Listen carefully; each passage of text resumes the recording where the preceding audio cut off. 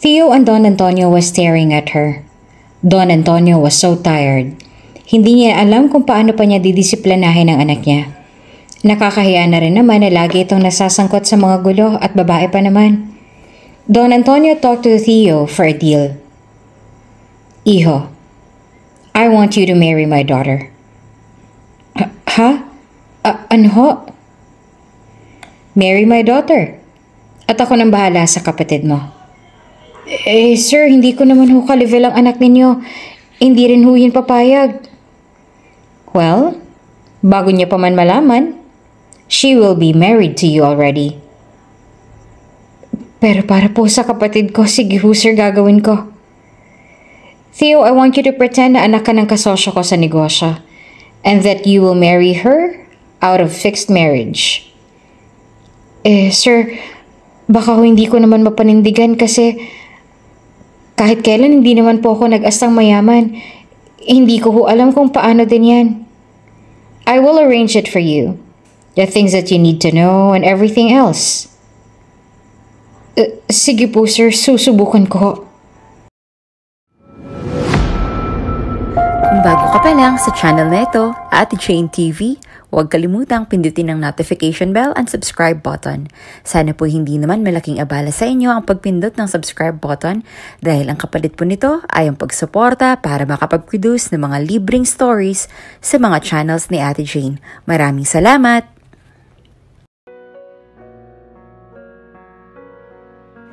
I want this. And this. And this one, oh. Do you have the limited edition of this bag? Excited na tanong ni Andy sa sales lady. Yes, ma'am. Do you want it personalized? We have an in-house calligrapher who can paint your name in here. We charge $120 for the calligraphy. Okay, I want that. Here's my card. Thank you. Okay, ma'am. Please hold on while I print the receipt. Enjoy our complimentary meals. Okay, I'll go around and maybe look for more. Feel free to go around, ma'am. Ande Sandejas was born with a silver spoon. She is the only heir of Antonio Sandejas, the owner of a multi-billion real estate here and in some countries in Southeast Asia. Because of the availability of much resources, Andy was able to live a very luxurious life. She gets what she wants wherever and whenever she could. Andy is a total stubborn. Sometimes, sa sobrang stubborn niya, she doesn't mind kung masaktan niya man ang kanyang daddy Antonio or kung sino man ang mag-go against her. She does her shopping kung saan niya din gusto. She doesn't have much friends. Medyo mataas din kasi talaga itong babaeng to that she sometimes look down on people, lalo kapag hindi nila nasunod ang kanyang mga gusto.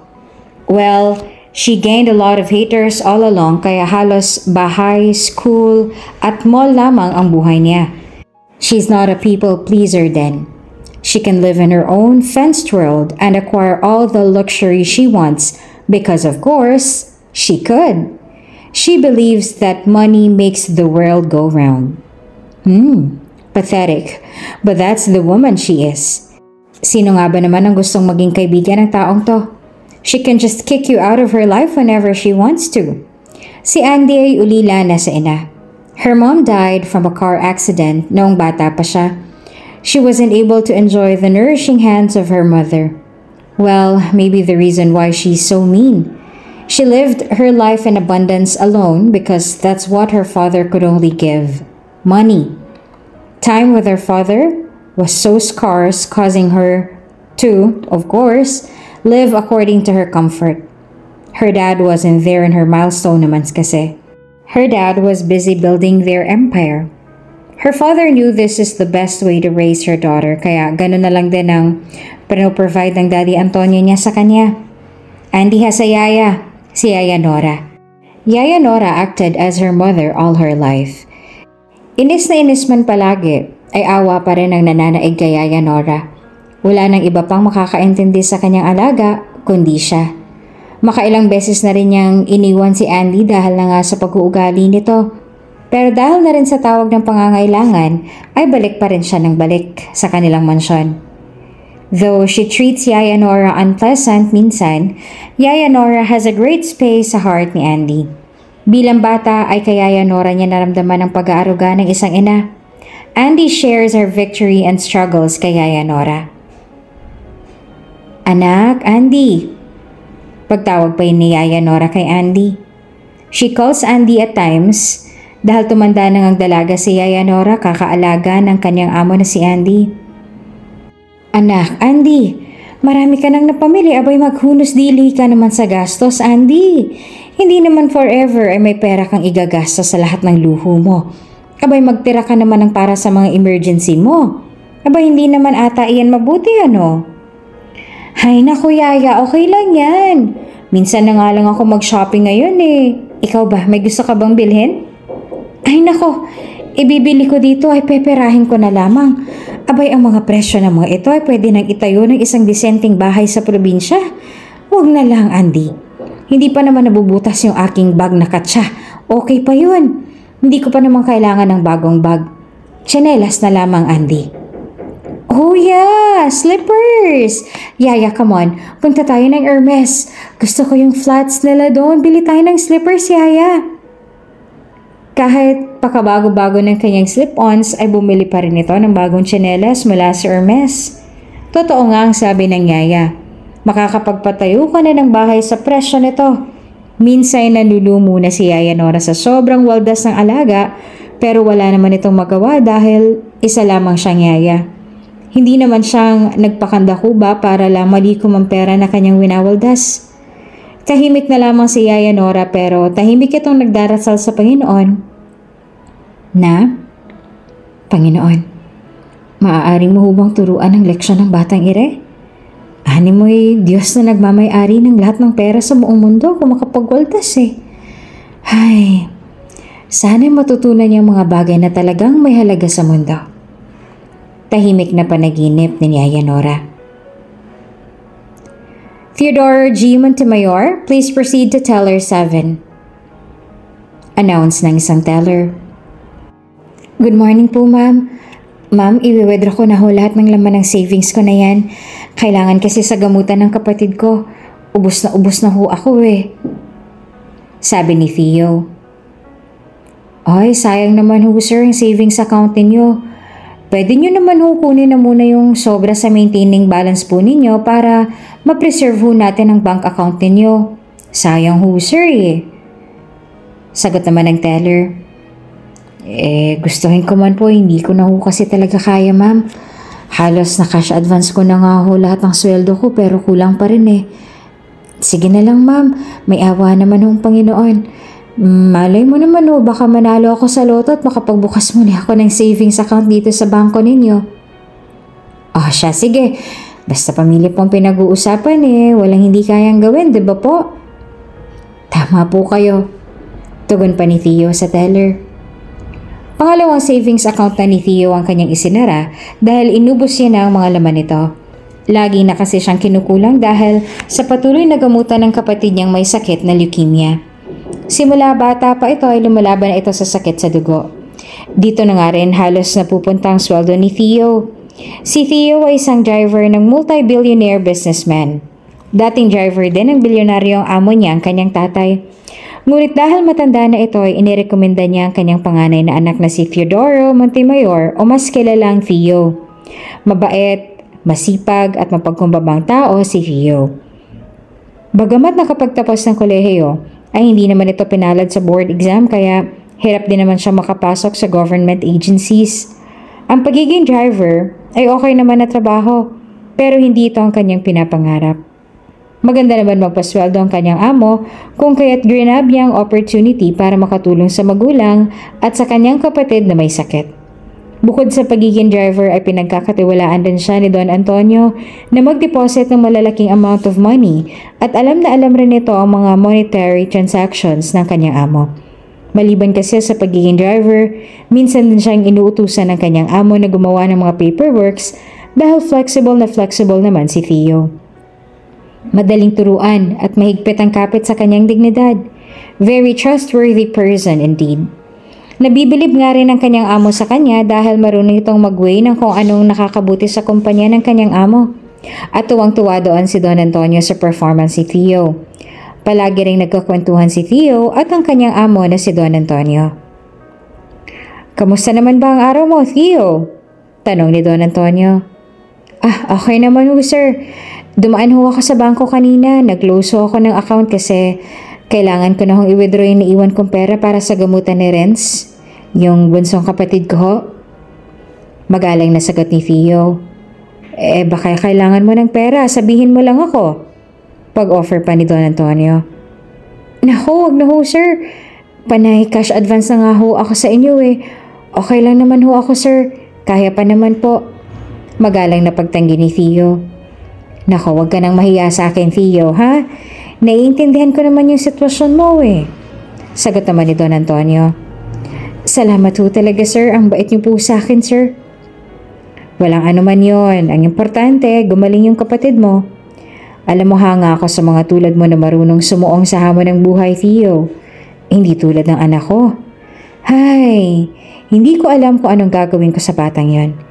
Hindi naman yun nakikinig sa akin. Ang alam lang noon ay mag-shopping at magwaldas ng pera. Hindi nga yun nakakaisip na tumulong man lang sa kumpanya. Alam mo ba? Natatakot akong mawala rin dahil hindi ko alam kung paano yun mamumuhay nang wala ako. Pero sa tingin ko ay kasalanan ko rin naman kung bakit siya nagkaganon. Hindi ko rin kasi siya sinubaybayan sa paglaki niya. Naku, mahirap nga ho yan, sir. Sa hirap ng buhay ngayon, ang pera lilipad na lamang yan na parang bula. Hindi mo na mamalayan, ubos na pala. Hindi talaga pwedeng ilagay ang hope mo sa pera dahil kahit gaano pa karami yan, mauubos at mauubos rin yan.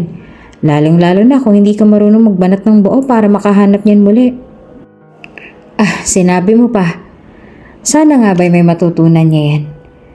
Sana nga makilala mo yung anak kong yun. Mabait naman yun. Naging mapait lang ang karanasan nun dahil maaga siyang nawala ng ina. Hindi mo lang yan na-experience kung paano maalagaan ng isang mabuting ina.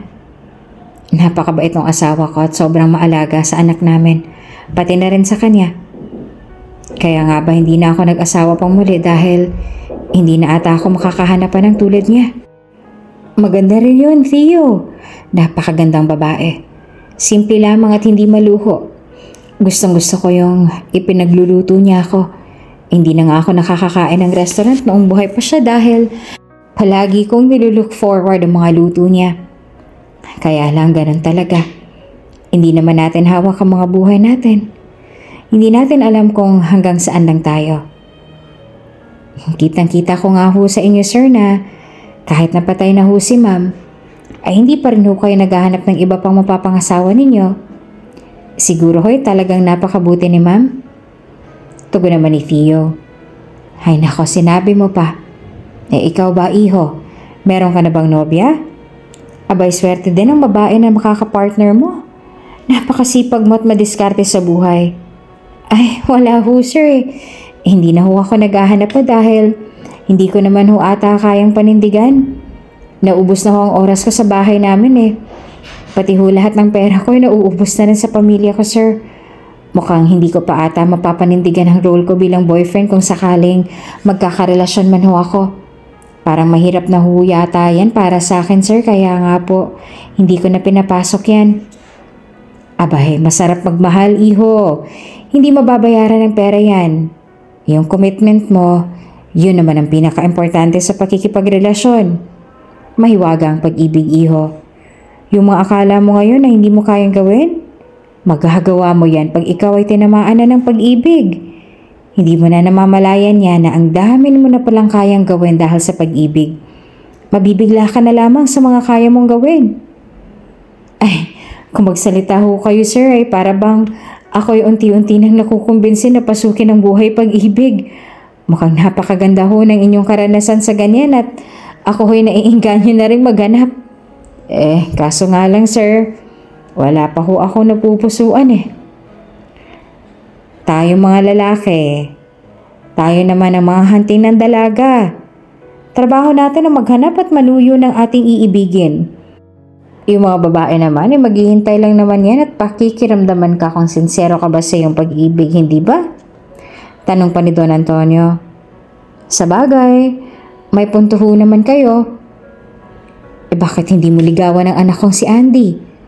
Medyo matcha-challenge ka lamang ng anak kong yun pero napakabait ng puso nun pag nakuha mo ng alagaan. Hindi ba yung mga bulaklak ay minsan ring nalalanta at ani mo'y namamatay na? Pero pag binigyan mo ng oras at aalagaan mo, nabubuhay yun at namumulaklak yun ang napakaganda, hindi ba? Ganon din naman ang mga babae. Malalaman mong magaling ang hardinero kung ang mga bulaklak sa kanyang hardin ay napakaganda at healthy. Kaya mo rin yung anak ko, Theo. Sir, natatawa na lamang ho ako kasi napaka-imposible naman ho kasing magustuhan ako ng anak ninyo. Para ho bang langit siya, lupa ako.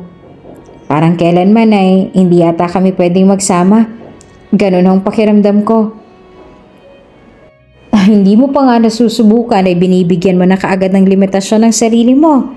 Ito ang tandaan mo, Theo. Hindi kailanman basihan ang katayuan sa buhay pagdating sa buhay pag-ibig. Ang tanging batayan lamang ng pag-ibig ay ang pagmamahal na magbubuklod sa inyo, kahit pa man sa dami ng pwedeng problema. Yan ang tandaan mo. Tatandaan ko po yan, sir. Sagot naman ni Theo. Habang sarap na sarap si Don Antonio at Theo sa kanilang kwentuhan, ay bigla namang nag-ring ang cellphone ni Don Antonio. Sekretarya niya iyan sa kanyang opisina. Don Antonio, good evening po. Oh, Dana, good evening too. Hindi ka pa ba nakakauwi? Umuwi ka na at nag-aantay ng pamilya mo sa'yo. Ay, sir, may tinatapos ng ho kasi ako kaya andito pa ho ako. Sir, tumawag ho kasi ako kasi meron pong tumawag dito sa akin sa office hotline kanina. They informed me po of your daughter na nasa isang bar po sa Libis. She's so drunk daw po at nakabasag na po ng bar properties at saka tinapunan daw po kasi niya ang isang staff ng food na in-order niya. And sir, they filed a complaint po sa police station regarding your daughter's actions po. Ay nako. Dana, please send me the exact address of the bar at kung saan sila ngayon. Thank you. Umuwi ka na, Dana, okay? Opo, sir. I will send it right away po. Thank you po, sir. Uuwi na rin ho ako. Palapas na po ako ng building, sir. Bye po. Okay, Dana. Thank you.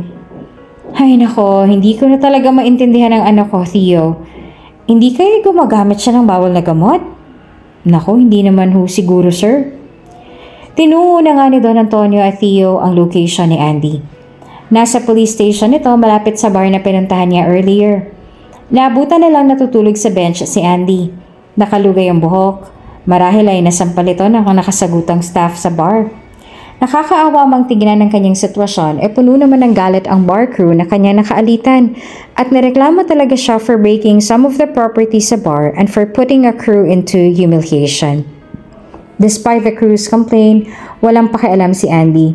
She was so sleepy and she just wants to go home. Tahimik na nakamasid si Theo sa kanya habang nakaupo ito sa dulo ng bench kung saan din nakahiga si Andy. Maganda at makinis na makinis si Andy. Kutis mayaman talaga. Pinkish ang cheeks nito at yun din ang kanyang mga labi. Halatang hindi naninigarilyo dahil napaka-tender ng kanyang mga bibig. Hindi gaanong matangkad si Andy. Petite but seemingly strong ang personality. A misunderstood foe. Yon at yan lagi ang paglalarawan ng kanyang tatay sa kanya. Inisman ang nasa utak ay pagmamahal pa rin ang pinaiiral ng amang pagod na sa pagiging stubborn ng kanyang unika iha. Sino pa nga ba naman ang magtitiis sa babaeng ito kundi siya lamang at wala na ngang iba. Sir, good evening po. Bati ng pulis kay Don Antonio. Sir, good evening. How can we settle this? Magalang naman na tanong ni Don Antonio. Sir, this is Myrna Cruz. Siya po ang crew na natapunan ng food ng anak ninyo. Maliban pa ho roon ay minura raw ho siya ng anak ninyo at nambasag pa daw po ng mga property ng bar. Tugon naman ng pulis. Hi Myrna, ako ang tatay nitong nagsalita ng masama sa iyo. Ako po ay humihingi ng dispensa sa mga ginawa ho ng anak ko sa inyo, ma'am. Ma'am, paano ho ba kami makakabawi? Magalang na tanong ni Don Antonio. Sir, turuan niyo naman ho ng mabuting asal ang anak ninyo. Kakarampot na nga lang pong sweldo namin, ilalaitin pa ho kami. Dahil ho ba mayaman siya kaya gano'n na lamang ang pagmamaliit niya sa akin? Trabaho ko naman ho maglinis ng kalat sa bar. Pero hindi po kasali doon ang pagyurak nila sa pagkatao ko. Sumagot pa si Andy na lasing na lasing.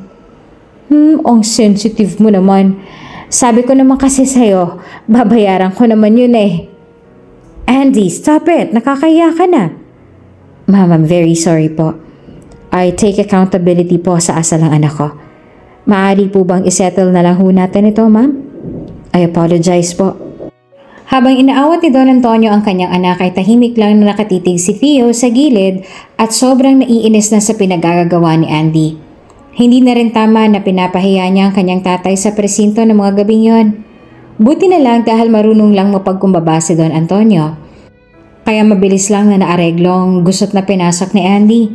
Inalalaya na lamang ni Don Antonio si Andy papasok sa kanyang sasakyan dahil hindi na nga halos nito kaya ang kanyang katawan. Nahihirapan na rin itong maglakad dahil sa sobrang kalasingan nito. Pagkapasok sa loob ng sasakyan, ay sandaling niyakap ni Don Antonio ang kanyang anak at marahan itong kinausap. Anak, what's wrong? Bakit ka ba nagkakaganito? Tanong ni Don Antonio sa anak. Wala, Dad. I was born a failure, diba, Dad? Kaya nga namatay si Mommy because of me, right? Stop blaming yourself, anak. Wala namang nagbe-blame sa'yo. It was never your fault. At walang may gusto nun, anak. It was an accident. And that's something na hindi natin gusto but it happened. At wala ni isa sa atin ang kayang pigilan ng mga ganyang pangyayari.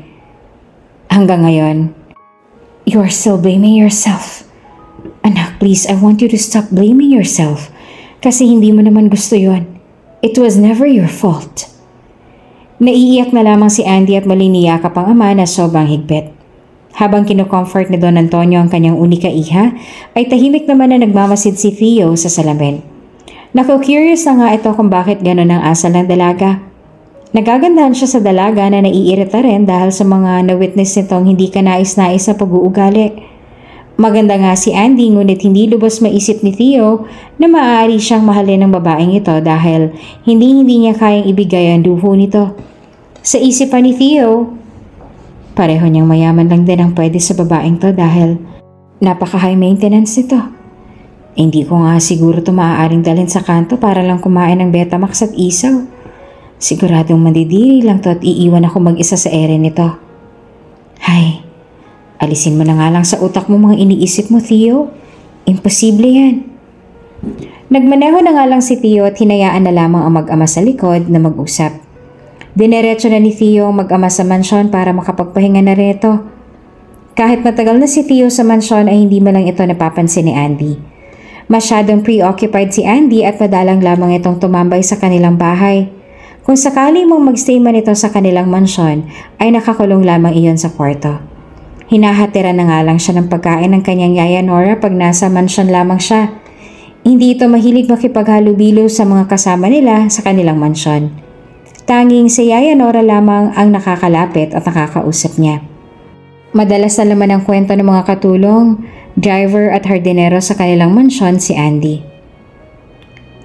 Rosa, alam niyo yung si Madam Andy, ay naku kahit maglaban ng panty hindi marunong yan. Ano na lang kayang gawaing bahay ang alam niyan? Manong Ramon, ay naku walang alam yung batang yan, ni hindi nga marunong bumati yan kapag nakakasalubong mo. Kahit pa anong ganda niyan ay ubod naman ang paklang pag-uugali. Wala nang kayang gawin ay pagkapangit-pangit pa ng ugali. Kahit nga ba magbigay galang lamang sa mga matatanda sa atin dito hindi magawa.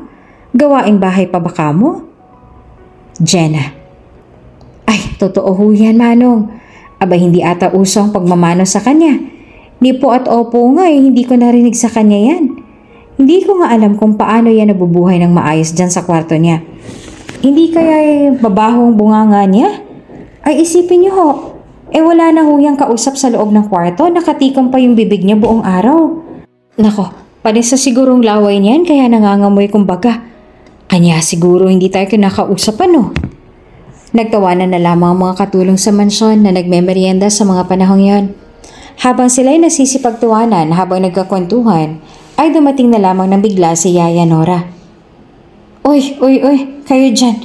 Pinagtitripan nyo na naman ang alaga ko. Pagsaway pa ni Yaya Nora.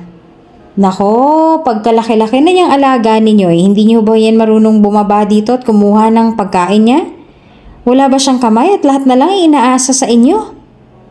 Tanong pa ni Rosa. Hayaan niyo na si Ma'am Andy. Hindi kasi naging magandang karanasan niya sa buhay kaya gano'n na lamang pag-uugali. Kayo ba naman mawala ng ina sa murang edad? Ang hirap din namang mabuhay nang wala kang nanay. Isipin niyo nga, wala na nga siyang nanay, lagi pang busy ang kanyang tatay. May punto ka naman. Pero sana kahit papaano, ay maging magalang naman ho sana siya, no? Kinakausap ka ba niya palagi, Ate Nora? Tanong pa ni Rosa. Hindi naman palagi pero merong mga panahon na nagkukwento naman siya sa akin. Kahit papaano ay mabait rin naman yung batang yan sa akin. Sa'yo lang siya mabait, ate, ano? Sa amin kasi, para kaming hangin na hindi niya nakikita. Kahit pa nga makabangga namin siya, wala talaga kaming naririnig sa kanya. Kahit sorry ay wala. Titigan ka lang niya, maalis na rin agad na parang walang nangyari. Ay nako, kung kapatid ko lang yung batang yan, ay matagal ko na yung binatukan at talagang makakatikim siya sa akin sakaling ako'y babastusin niya. Balita ko, nagpalipas na naman yan ng gabi sa presinto kagabi? Tanong pa ni Jenna. Uy, kayo mga chismosa kayong lahat dito. Hindi na rin naman nakakainganyo yung mga pag-uugali ninyo. Hindi rin yan maganda. Ay naku, magsipagtrabaho na nga lang tayo lahat. At tayo sinusweldohan naman ng maayos ng amo natin. Huwag na natin pakialaman yung mga hindi na natin dapat pang pakialaman. Mahirap na. At baka may masabi pa tayo hindi kaaya-aya at umabot pa ito sa kanila. At tayo masisante, ano? Sagot pa ni Yaya Nora. Lingid sa kanilang kaalaman ay nakikinig pala si Andy sa kanilang mga usapan. Hindi nila napansin iyon dahil busy sila sa pakikipagchismisan.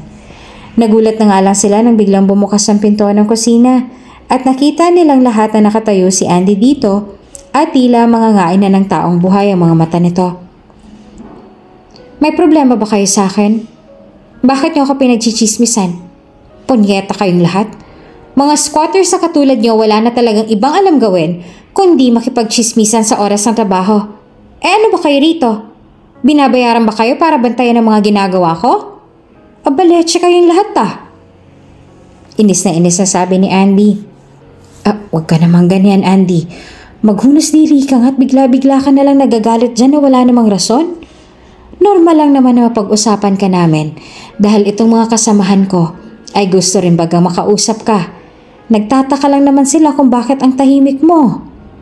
Sagot naman ni Yaya Nora. Ay, wala akong pakialam sa kung ano at hindi ko pwedeng gawin. Magsipag kayo sa trabaho ninyo kung ayaw niyong paalisin ko kayo. Punyeta. Kumuha pa ng bitsil ng tubig si Andy at umakyat ng muli sa kanyang kwarto. Nagsitingin na naman ang mga katulong sa mansyon at bigla na lamang nagsipagbalikan sa kanilang mga trabaho. Galit na naman si Andy matapos niyang marinig ang usapan ng kanilang mga kasama sa mansyon. Hindi niya nagustuhan iyon. Tinawag niya si Yaya Nora niya at naglabas siya ng kanyang galit sa mga ito. Andy, iha, hindi naman ako bata para ako ay sigaw-sigawan mo. Maaari mo naman akong kausapin ng mahinahon, anak. Sabi ni Yaya Nora. Stop calling me anak, Yaya. Hindi mo ako anak. At hindi kita magiging mommy. Yung toxic na attitude ng mga squatters, nakakasuka ha? Kaya pwede ba? Hindi ba kayo marunong manahimik na lang at magtrabaho para may maipakain kayo sa mga anak o pamilya niyong nagugutom? Andy, parang sobra naman nga yatang pinagsasasabi mo. Naririnig mo ba yung mga sinasabi mo? Sobra na yan Wala ka na atang respeto sa akin. Sobra ba ka mo, Yaya? Then why don't you leave? Umalis kayong lahat dito sa bahay. Bakit? Mabubuhay bang pamilya ninyo kung hindi dahil sa pera namin? Naiyak si Yaya Nora at nang lumo sa mga masasakit na salitang narinig niya mula kay Andy. Hindi niya lubos maisip na mangbabastos ito sa kanya. Kahit pa si Yaya Nora na lamang ang naiwan sa kanya. Alam mo, Andy, mawawalan ka ng mga taong magmamahal sa'yo kung ganyan ka ng ganyan. Oo, Andy. Mahirap kami at nakasandal kami sa pera nyo ngayon. Tinitiis namin yung ugali mong putik dahil may pinapakain kaming pamilya. Alam mo, Andy, Akala ko talaga'y may konting pagmamahal dyan sa puso mo katulad ng nanay mo. Pero iba ka, Andy. Ang sakit mo magsalita. Sobrang sakit, Andy. Sana, dumating yung panahon na matutunan mong magpahalaga sa mga taong nagbibigay serbisyo sa iyo ng tapat. Mahirap maghanap ng taong tapat, Andy. Naging tapat ako sa iyo. Kahit pa paminsan-minsan ay ang pangit ng trato mo sa akin. Hindi kita kailanman iniwan, Andy. May panahon din, Andy, na lahat ng ginawa at sinabi mo ngayon sa amin, kakainin mo. Tandaan mo yan. Nanginginig at umiiyak si Yaya Nora na umalis sa kwarto ni Andy. Gustong-gusto nitong iwanan ng dalaga pero hindi niya rin naman ito magawa dahil ang sweldo niya rito ang tanging inaasahan ng kanyang pamilya sa probinsya. Gustuhin niya man, but Yaya Nora is left with no choice but tiisin ang masamang pag-uugali ng alaga. Minsan lamang ito sila nagka-conflict pero pag may nagawang hindi maganda ang kanyang Yaya Nora ay tagtad rin ito ng pangungutya at puna. Nagpaalam ng maayos si Yaya Nora kay Don Antonio na magpapahinga muna ito ng 1 linggo para lamang magpalamig sa sitwasyon sa mansyon. Hindi na kaya pang tumahimik ni Yaya Nora kaya aalis na muna siya at magbabakasyon. Agad niyang tinawagan ang among lalaki para makapagpaalam ng maayos rito. Sir Antonio, pwede ho ba akong umuwi muna ng probinsya at magpahinga ng sandali? Pwede naman yun, Nora. Sandali, bakit parang biglaan naman atang bakasyon mo ngayon? Meron bang problema sa probinsya? Baka makatulong ako. Naku, wala naman ho, sir. Medyo napagod lang ho siguro ako sa mga nakaraang biyahe namin ni Ma'am Andy kaya mas mabuti siguro magpahinga muna ako sa probinsya nang sa ganun ay makakuha muli ng lakas at babalik rin ho ako rito. Nako, sa boses mong yan parang hindi naman ganyan ang totoong rason, Nora. May dapat ba akong malaman? Kilala kita, Nora. Matagal ka na nagsiservisyo sa amin.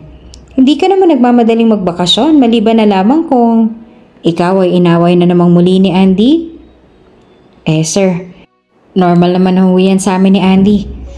Medyo nasaktan lamang ho kasi ako sa mga sinabi niya kagabi. Alam niyo naman ako'y tumatanda na at medyo sa bagay na yan ay sensitive ng emosyon. Naku, ako'y humihingi ng pasensya sa inyo, Nora. Sige, magbakasyon ka na muna at yan na may nararapat sa'yo. Di bale, ako'y magpapadala ng pera para may ipanggastos ka roon sa inyo. Antayin mo lang ang ipapadala ko maya-maya, ha? Don Antonio got so furious with the attitude of Andy. Kotang-kota na si Andy sa kanyang Daddy Antonio ng linggong yon. In one time, Don Antonio paid for the expenses her daughter did sa isang bar. He has to pay for the moral damages and even the properties sa binasag niya sa bar. And plus this, pinagsalitaan niya ng hindi magagandang salita ang tanging tao na nagtiis sa ugali niya simula't bata pa siya hanggang sa nakapagtapos na ito ng college. Hindi matatawaran ang serbisyo ni Yaya Nora sa kanyang pamilya. Hindi na nga nakapag-asawa si Nora dahil dinedicate na lamang nito ang kanyang buhay sa pagsiservisyo sa pamilya. Punong-puno na si Don Antonio.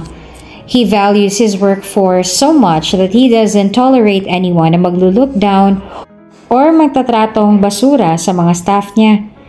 He believed that his workforce brought him where he is now and he can no longer tolerate his daughter abusing their weakness. Kailangan niya nang gawa ng paraan ng kabalastagang ginagawa niya. So Don Antonio went home kahit sana a-attend pa ito ng conference ang kanyang mga bubuksan pang condominium sa Cebu. He went straight home sa mansyon and called up his daughter's attention. Sakto naman ang pagdating ni Antonio sa mansyon ay papaalisan ang kanyang unika iha. Nakasakay ito sa kanyang BMW sedan at palabas na ng bahay. His dad knocked on her door and asked her out. Can you please come down? Let's talk. Mariing utos ni Don Antonio. What about, Dad? Nagsumbong na naman ba yung kampon mong squatters dito sa bahay? Sagot naman ni Andy. Stop saying that kung hindi malilintikan ka sa akin bata ka. It was Andy's first time na makitang galit na galit ang kanyang daddy.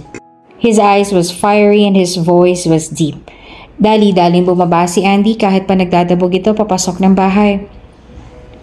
Andy, when are you going to stop treating people like hell?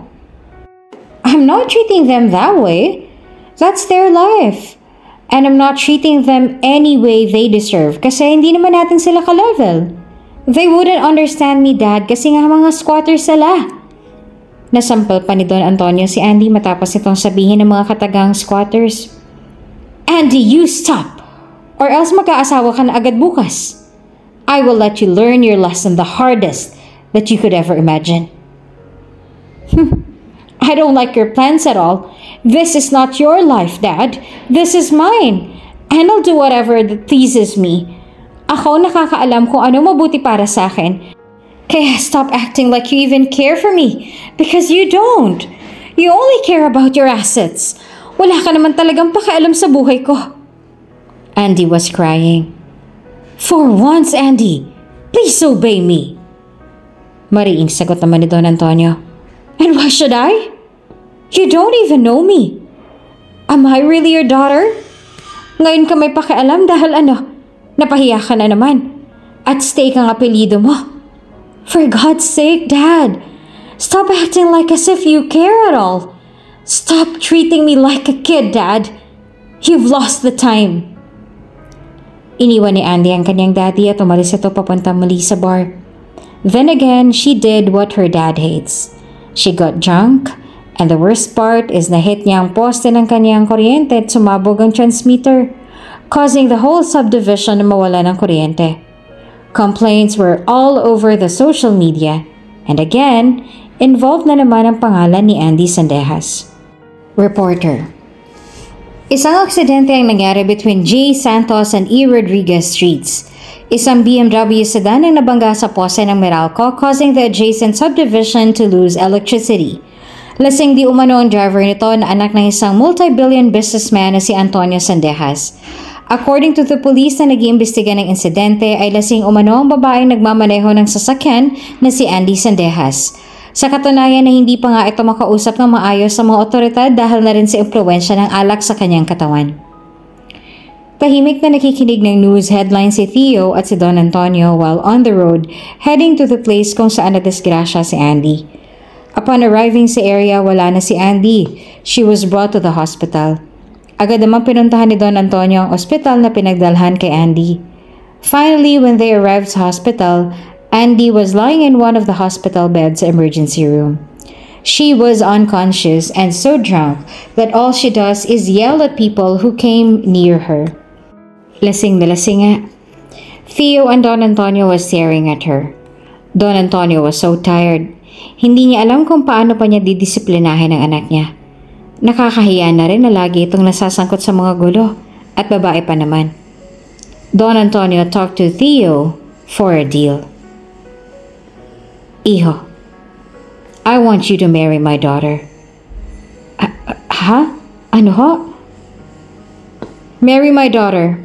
At ako nang bahala sa kapatid mo. We will get the best medication we can for him. Pakasalan mo lang anak ko. I will arrange everything for you and her. Sir, hindi ko naman ho kalivel ang anak ninyo. Hindi rin ho yun papayag. Well, before she know it, she will be married to you already. Sige ho sir, gagawin ko ito para sa kapatid ko. Theo, I want you to pretend na anak ka ng kasosyo ko sa negosyo. And that you will marry her out of fixed marriage. Sir, baka hindi ko ho yan mapanindigan. Hindi naman ho kasi ako kahit kailanman naging astang mayaman. Hindi ko ho alam kung paano din yan. I will arrange it for you. The things you need to know and everything else. Sige po sir, susubukan ko ho. Kinabukasan na inayos nga ni Don Antonio ang mga papers para sa nakatakdang kasal ni Theo at Andy. Nakalabas na nga sa ospital si Andy and she went straight ahead sa isang mall to buy something. After choosing some stuff in the mall, she went to the counter only to find out na her credit card was shut off.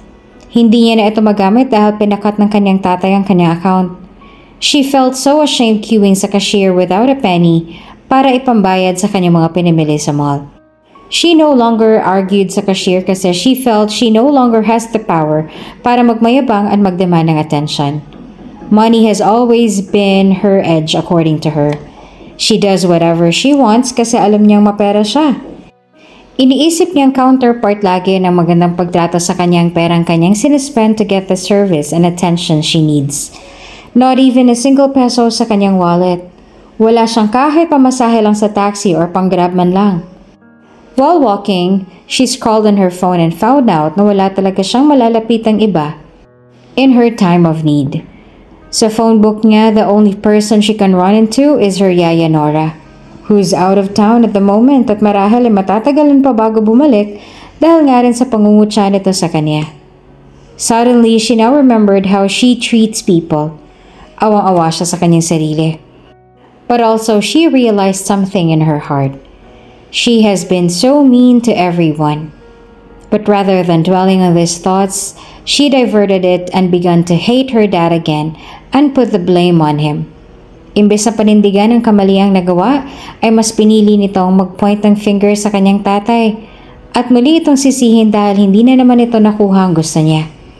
Nilakad na nga lang talaga ni Andy ang mall hanggang sa kanilang mansyon. Pagod na pagod si Andy when she arrived home. Walang sumalubong sa kanya na kahit na sino dahil pinag-leave na muna ng kanyang daddy ang mga helpers nila sa kanilang bahay. Her dad gave them a beach vacation for a week. Andy was so broke during that time. Wala siyang mautusan to cook for her or do some cleaning for her. She wants to order food pero wala din naman siyang pambayad. So after 24 hours of being just inside the mansion, tinungo ni Andy ang kusina to look for food. Ginutom na talaga siya. There were meat on the fridge and lahat ng kakailanganin niya para magluto are all there. The only problem is that she doesn't know how to cook. Ni simpleng prito ay hindi niya pa alam gawin. She lived all her life na may inuutusan to provide for her food. Kaya ines at pagkamunghi ang nararamdaman niya at the moment, sobrang naiinis siya sa nangyayari sa kanya. It's about evening that day ang dumating ang kanyang daddy and he talked to her. Anak, endure your hardship today. Para naman sa'yo itong ginagawa ko ngayon. Hindi to para sa akin. This will train you to do better. Wow! Say a word again and I promise you, pagagapangin kita sa hirap. Andy kept quiet and just listened to his dad. Nakatiklop ang mga daliri nito na animoy manununtok ito any minute. She stayed still wanting her card back. But unfortunately, hindi ito binalik ng kanyang daddy. Instead, Antonio told her that she's getting married next week. Anak, you will have your engagement party a day after tomorrow. I want you to prepare. I have arranged everything that you need already. And oh, by the way, don't think of going anywhere. I freeze all of your accounts so you can't get away with this. If you want your cards back and your money, learn to do what I want. Hindi na umimik pa si Andy dahil nga all she wants right now is to get her power back, to get her money back. Hindi na nga halos ito kumain dahil ang tangi lamang tumatakbo sa kanyang isipan ay ang muling makuha ang kanyang pera para magawa niya ang mga dapat niyang gawin. She doesn't want to get married, but thought to like it anyway. Sa isip niya, I will get my power back when I get married. And besides, I'm gonna marry someone rich. So he will surely give what I want. Long story short, the day of the engagement finally came and everything was arranged. From her gown down to the smallest details of the event, everything was perfectly fixed. She liked her dress. It was a Chanel white dress na perfectly fit sa kanyang katawan and her shoes were limited edition Jimmy Choo. Everything in the event's place were fancy. One her luxurious eyes loves. It was a small hall and the ceremony was intimate. Dinaluhan niyon ng mga close friends ang kanilang pamilya at ang pamilya umano ng groom.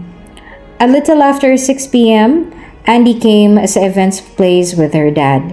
They were welcomed by a fair-skinned guy about 5'11" tall. Gwapo at matipuno ang lalaking ito. At the back of Andy's mind, pwede na to, gwapo naman. The watch is very expensive. Mahilig siya sa classic designs. His Rolex is a collectible item. Impressive. His shoes is Hermes. Impressive guy. I think I love the life we'll live in the future. It doesn't matter. All I want is my money back. Her dad introduced Andy to Theo.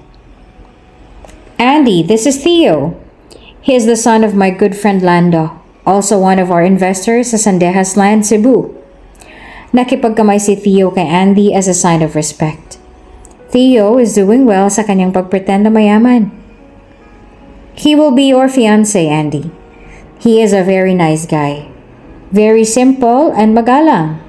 Very hardworking din, anak. I know that your life will be better with him. Mabait rin naman itong si Theo. I knew him since then dahil matagal-tagal na rin kami nagkakasama sa mga negosyo natin, anak. Nice to meet you, Theo.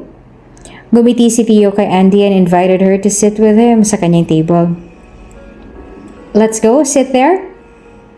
Sige, tara.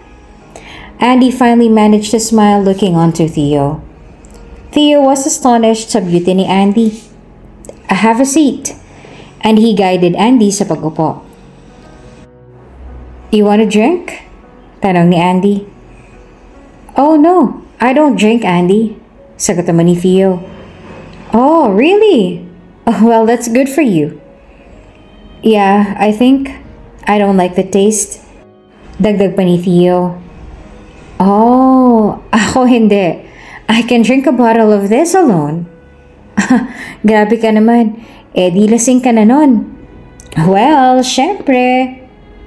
Hindi ka ba natatakot na lasing? I mean, like going out and drinking your heart out. Hindi ka ba matatakot na someone might kidnap you pag nalasing ka na? I don't think someone would dare. I'm wasted when I'm drunk. Hindi ako mapapakinabangan when I'm drunk. Yan ang iniisip mo, but you know what?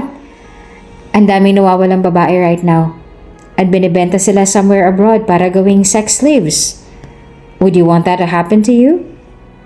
Tanong pa ni Theo kay Andy. Well, I think that's impossible to happen in my case. I can still manage pa naman even if I'm drunk. Sagot naman ni Andy. Well, you won't know unless it happens to you. Wow, nananakot ka naman eh. Bakit? Takot ka na ba? Not much. Ikaw na nga talagang matapang.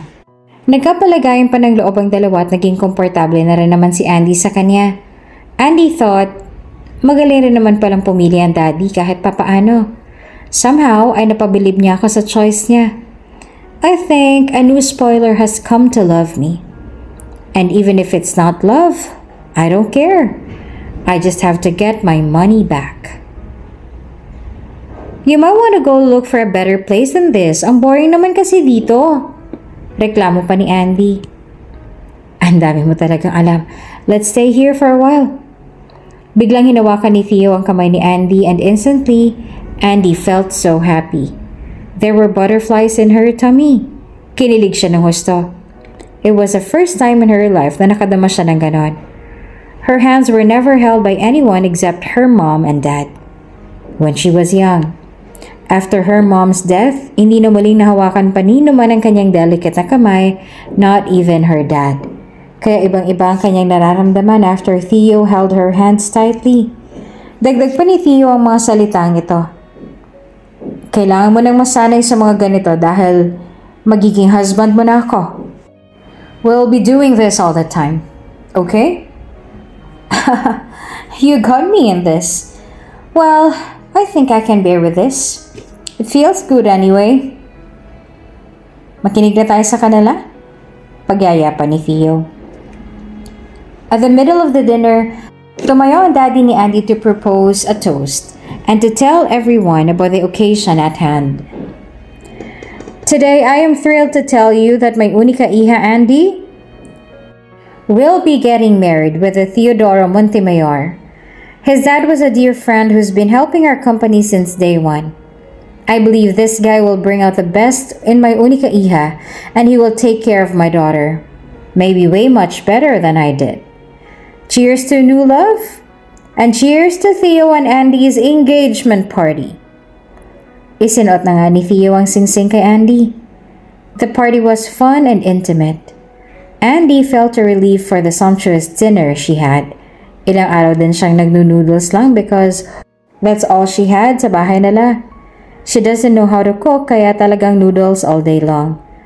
After dinner, Don Antonio chose to leave Andy and Theo behind. Don Antonio, ihahatid ko na lang mamaya si Andy. I'll take care of her. Sabi pa ni Theo kay Don Antonio. Ano ka ba, daddy, nang itawag mo sa akin? Masanay kang tumawag sa akin ng daddy. Magiging miyembro ka rin naman ng pamilya kaya kailangang simulan mo na at masanay ka na. Natawa na lamang si Andy sa sinabi ng daddy sa kanya. He seems to trust Theo so well. Mukhang kilalang kilala siya ng daddy. Muling hinawakan ni Theo ang malalambot na kamay ni Andy at pabulong na tinanong ito ang binata. Where to next, babe? Tanong ni Theo. Ang hangin naman ata. Babe na talaga agad ha? Sagot naman ni Andy. Then what do you want me to call you then? Do you want anything else? Tanong pa ni Theo. Wala lang. Anyways, can you take me out somewhere? Like, somewhere nice? May lugar kami pinupuntahan ng mga bata pa kami. We love the place and gustong-gusto namin tumambay doon. Lalo na kung may nagbibentang fish balls at isaw. Masarap din ang mga food doon. Oh, really? Sounds interesting. Hindi ko lang sigurado kung magugustuhan mo doon pero masayang lugar na yun para sa akin ng mga bata kami. Kaya siguro magugustuhan mo rin doon. It really sounds like a nice place. Sige. Dinala ni Theo sa UP Diliman Ground si Andy. A childhood place na in-enjoy nila ng kanyang pamilya noon. Simple lamang ang kanyang childhood. Masaya na sila tuwing dinadala sila roon ng kanilang mga magulang at bibili ng mga fish balls. This is the place I'm telling you. It's a little boring but this is good.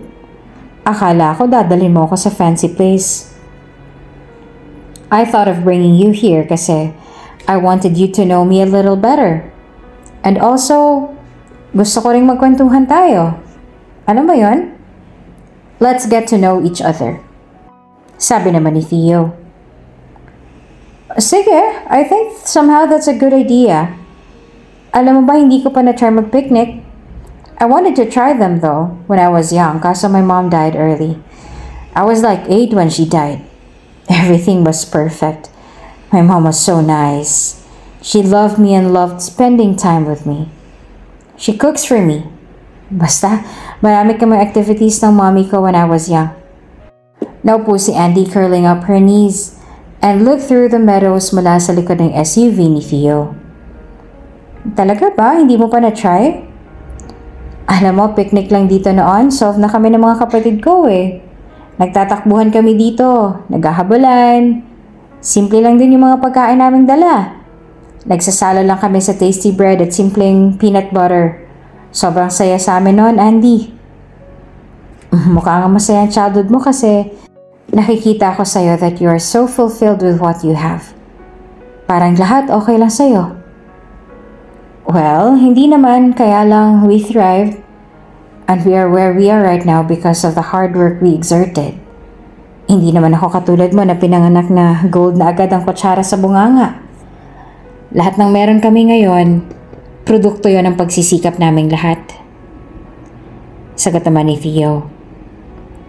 Well, my life is different from yours.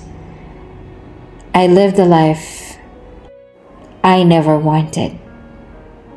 I know you knew me as someone who's so mean and stubborn, but believe me, I don't love what I do and totally do not like my life. Malungkot na sabi ni Andy kay Theo. Well, I actually don't know much about you yet. Siyempre, kilala lang kita sa kung paano ka ikinuwento ni Don Antonio sa akin. But other than his stories, hindi naman talaga kita ganun kakilala. But since we're getting married soon, makikilala at makikilala din kita in time. Right, babe? Tanong pa ni Theo. You made me smile tonight, Theo. I think this is somehow a good start for us. Hindi alam ni Andy na pinapasakay lamang siya ni Theo. Theo is up for a plan na turuan ng leksyon si Andy. After all, this is why Don Antonio want them to be married in the first place. Para maturuan ng leksyon si Andy. Pero somehow, Theo finds Andy very pretty. Talagang na-attract naman si Theo sa gandang taglay ni Andy.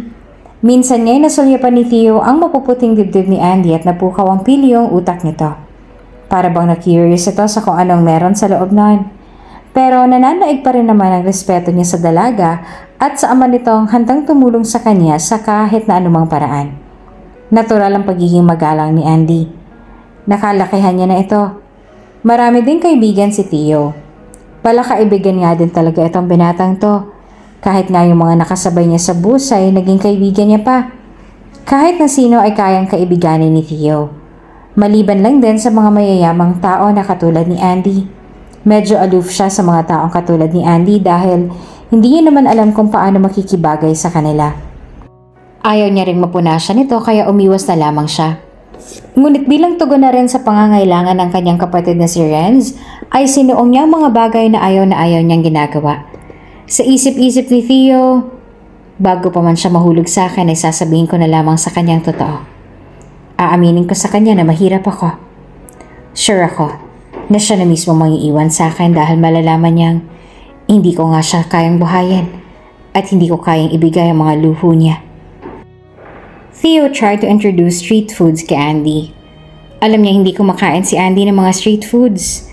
But since she's in a good mood now, marahil ay papatulan nito ang pagkain ng street foods with Theo.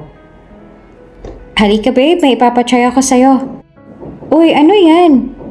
Something na ine-enjoy din namin dito noon. Fish balls, Betamax, Adidas at Isaw. Huh? What are those? Mahirap i-explain eh. Halika na lang. Trust me, you will enjoy this as much as we did. Dinala nga ni Theo si Andy sa stall ng nagfi-fish balls, kikiam at kung ano-ano pang klase ng street food.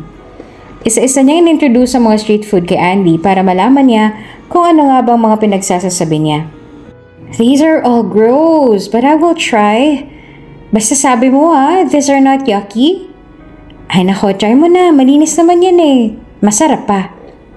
Okay, I will. Ang daming first time ni Andy no araw na yon. And she enjoyed it naman kahit papaano. Naiba pa ang aura ni Andy no araw na yon. She was a little lighter. Yung mukha niyang laging nakabusangot ay na-stretch ng tawa. Tawa kasi ito ng tawa sa mga kwento ni Theo while she was laughing. Natuwa naman si Theo dahil para bang nakita niyang younger version ni Andy. Sa isip ni Theo, hindi lang siguro naging masaya ang childhood nito kaya medyo pakawala siya sa buhay. A part of him likes Andy but also a part of him hated the woman because of her stubbornness. Inuwi ni Theo si Andy ng maaga after nilang lumabas. Natuwa naman si Don Antonio nang makita sa gate na hinatid ni Theo sa kanilang bahay ng maayos ang anak. Don Antonio knew that he was right choosing Theo as Andy's future husband. Bago pa man nakaalis ay sinabihan ni Theo na may gagawin sila sa opisina kinaumagahan. Andy babe, susunduin kita ng 7 AM dito bukas, okay? Sama ka sa akin sa office. Office? Sige. Para makalabas naman ako dito sa bahay. 7 AM, okay? Don't be late. Tumango na lamang si Andy in agreement sa gusto ni Theo. Isa sa mga plano ni Theo ay expose si Andy sa trabaho sa opisina para malaman nito ang value ng trabaho. Na-arrange na rin nila Don Antonio ang opisina. Lalabas sa shareholder si Theo sa kumpanya nila ng kanyang daddy Antonio. Punctual enough, dumating ang eksaktong alas 7 si Theo. And the stubborn Andy was still asleep sa mga oras na yon. Kaya minabuting akyatin ni Andy sa kanyang kwarto at gisingin ito para makasama ito sa kanyang trabaho. Babe, good morning! Gising ka na. Diba sabi mo sa akin kagabi sasama ka sa akin? Hey, ang aga mo naman. Alas 7 na ba? Actually, kanina pa Andy. Kanina pa din ako nag-aantay sa babae. Ang suplado naman ito. Pwede naman ako magpahatid sa driver naman. Sana hindi mo na lang ako sinundo. Pag ginawa ko yon, hindi ko sigurado kung may makakasama ako Andy sa office, right? Sige na. Antayin mo nga lang ako. Maliligo na lang ako. Hinayaan na nga ni Theo si Andy na maligo at mag-prepare para makasama ito sa kanya sa kanilang opisina. Hindi alam ni Andy na sa operation siya dadalhin ni Theo. Theo planned to bring her sa productions ng kanilang building materials. Gustong-gusto ni Theo na makita ni Andy kung paano pinaghihirapan ng bawat tao ang bawat piso na ginagastos nila. Naiinip na si Theo sa sobrang kupad ng galaw ni Andy. Nasa CR pa rin ito after 30 minutes. Sa sobrang inik ay kinatok na ni Theo dahil nagmamadali sila. They will meet some investors and product providers that day, kaya ganun na lamang ang pagmamadali ni Theo. Gama naman ni Theo ang trabahong yon dahil madalas na iwan niya ni Don Antonio mga ganoong instructions kay Theo.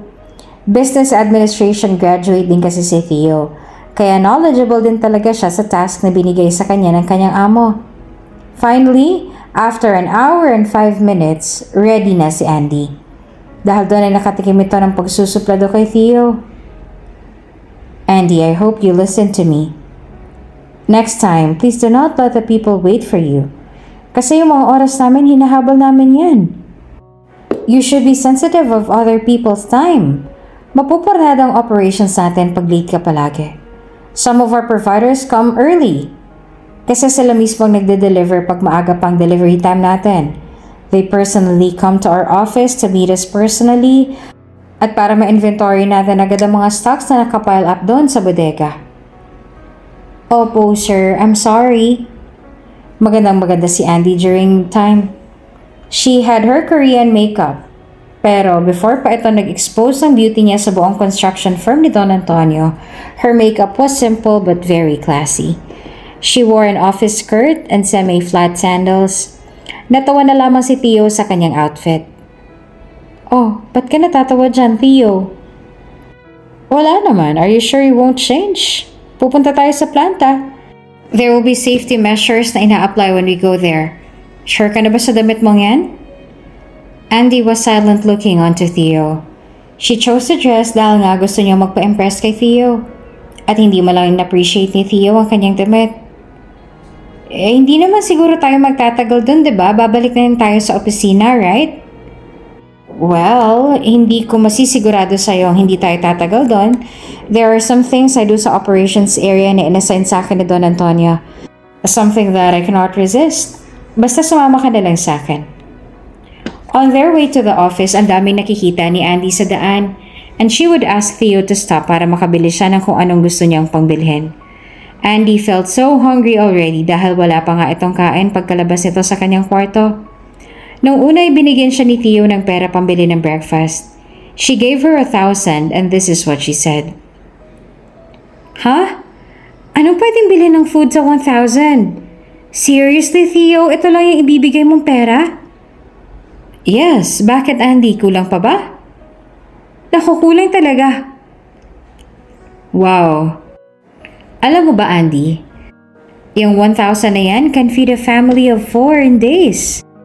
Pwede mo naman sigurong pagkasyahin ng food na pwede mong kainin? Sige na nga.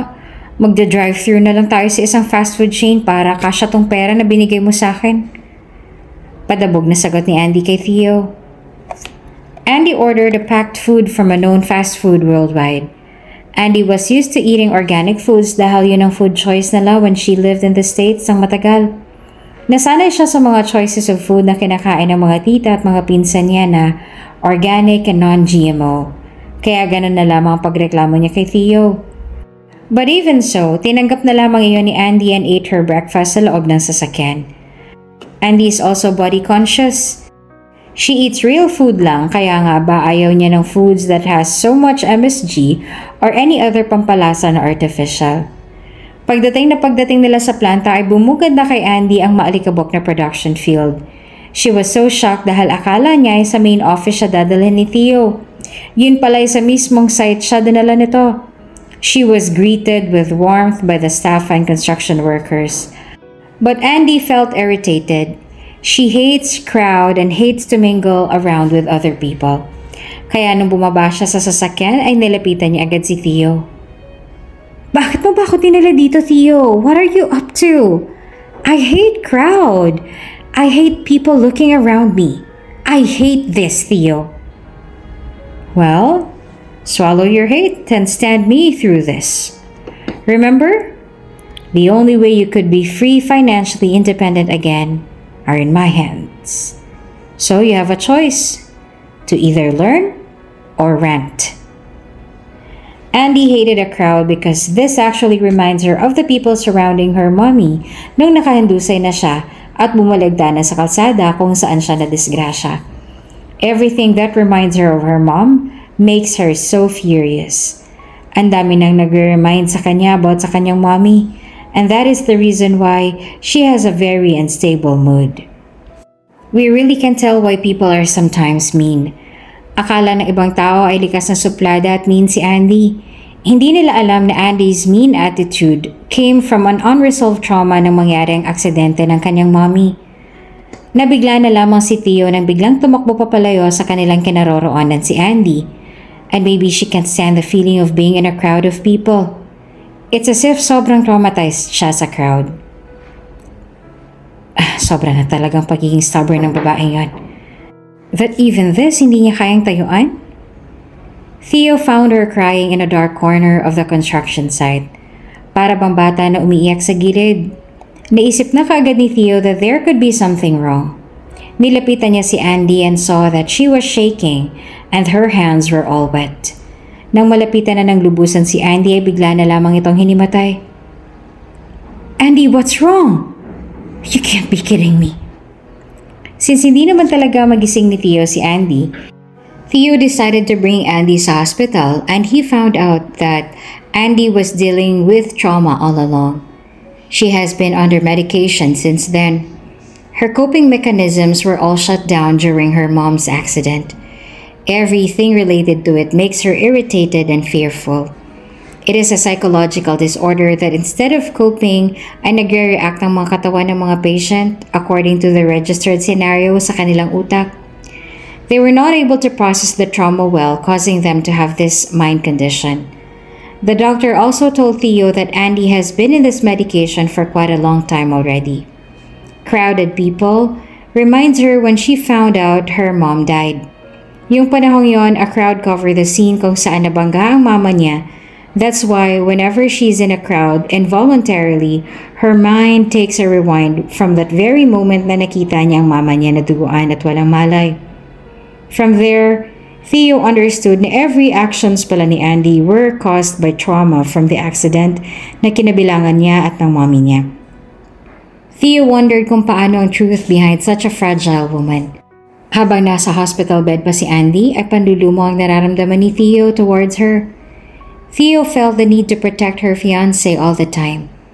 He was filled with compassion towards her, but still was determined to help Andy change for the better.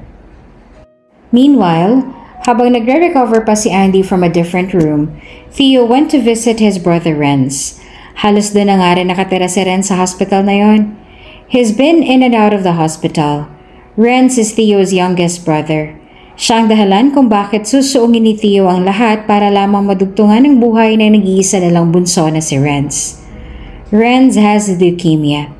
Bata pa lamang si Renz when the family was confronted by such sickness. Lahat sila ay nagtulungan to graciously provide for Renz. This time, Renz gets the premium medication dahil wala silang alam na pinasok na rin ng kuya niyang kasunduang aasawahin ang anak ng kanyang amo para lamang masiguradong tuloy-tuloy ang gamutan ni Renz. Kuya, biglaan atang bisita mo ngayon sa akin ah. Okay ka lang ba? Of course. Okay na okay si kuya. Huwag mo nang alalahanin si kuya. Ang dapat mong gawin ay atupagin ang sarili mo at piliting gumaling, okay? Opo kuya. Kuya, pwede mo po ba akong ipagbalat ng apple? Meron dun kay mama. Tulog ang mama ni Theo na nasa couch ng kanilang kwarto. Marahang binuksan ni Theo ang cellophane ng mga prutas para kumuha ng apple. Pero nagising ang mama ni Theo dahil sa kaluskos ng plastic. Oh anak, andyan ka pala. Bakit wala ka man lang pasabi? Sabi ni Aling Tata. Hindi ma. Meron kasi kaming staff na isinugod dito sa ospital Napadaan lang din ako dito. Sagot naman ni Theo. Siya nga pala anak, nakita ko sa tabloid ang picture mo at ang anak ng amo mo. Anak, ano ba yon? Ay, wala po yan, ma. Theo, alam na alam ko pag nagsisinungaling ka sa akin, ha? Yung butas ng ilong mo, ibang-iba yan pag nagsisinungaling ka, kaya huwag kang magsinungaling sa akin. Sige na, sabihin mo na kay mama kung tungkol saan yung picture na yon. Inaya pa ni Theo sa labas ng kwarto si Aling Tata para makapagtapat si Theo ng totoong sitwasyon na pinasok niya. Hindi na nga rin nakapagtago pa si Theo sa kanyang mama dahil kilalang kilala na siya nito. Alam na alam ni Aling Tata kung nagsisinungaling at kung may pinagdadaanan ba ang kanyang anak dahil masyado namang open ang mga ito sa kanilang mama. Ma, kasi sorry ma ha. Ano ba kasi yun, Theo? Iho, sabihin mo nga sa akin ang totoo.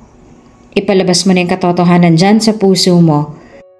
Kasi para ka namang pinipilipit niyan eh.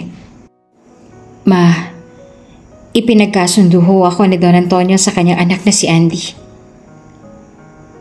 So pumayag ka rin naman ba? Tanong ni Aling Tata. Opo ma, naipit na ako Mas kailangan kasi natin ng pera para sa gamutan ni Renz. Anak, naiintindihan kita dahil panganay ka.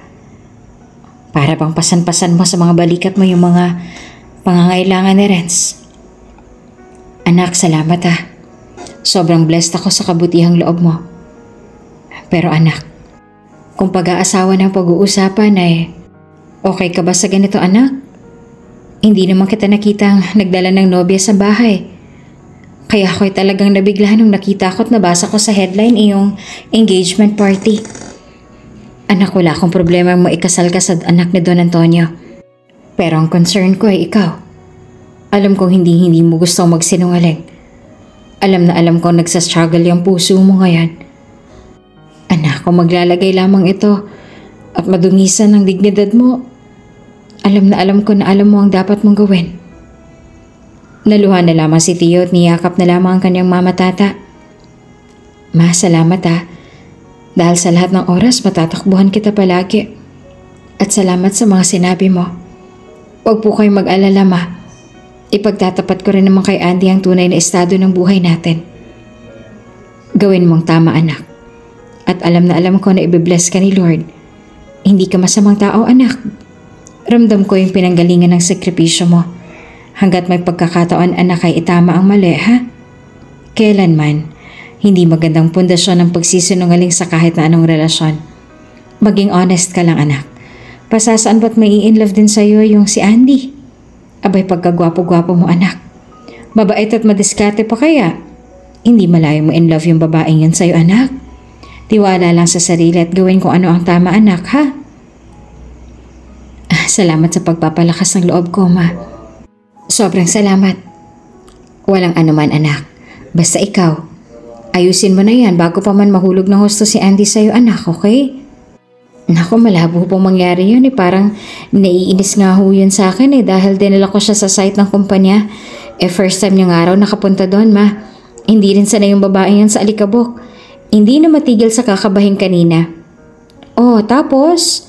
Kaya ba andito ka sa ospital? Dinala mo ba siya dito? Opo, may. Ngayon ko nga lang po nalaman na may mental disorder pala yung babaeng yun. Mental disorder? Ibig sabihin ba yung nababaliw na siya? Ma, hindi naman ganun. Trauma ho yung pinagdaanan niya, ma. Yun bang pagtipong naaalala niya yung mga senaryo nung naaksidente yung kanyang mama ay magiging hysterical siya, ma? Nanginginig siya, tinihimatay na lang bigla. Baka yun din yung rason kung bakit ganun ang pag-uugali noon, ma. Anak, ito ang pakatandaan mo, ha? Ang lahat ng masamang ugali ng tao ay dulot lang ng mga circumstances na kanilang kinakaharap. Ginawa pa rin mabuti ang puso ng tao, anak. Kinakailangan mo lang hanapin yon kay Andy. Pag yon nahanap mo, sigurado ako ma-enjoy mo ang kagandahang loob ni Andy. Anak, pwede mo ba akong ipakilala sa kanya? Ma, hindi pa po Ang alam niya ho kasi ma, mayaman din tayo. Pasensya na ho kayo ma ha. Hindi pa ho kita magawang ipakilala sa kanya dahil hindi pa ho ako nakapagtapat sa kanya.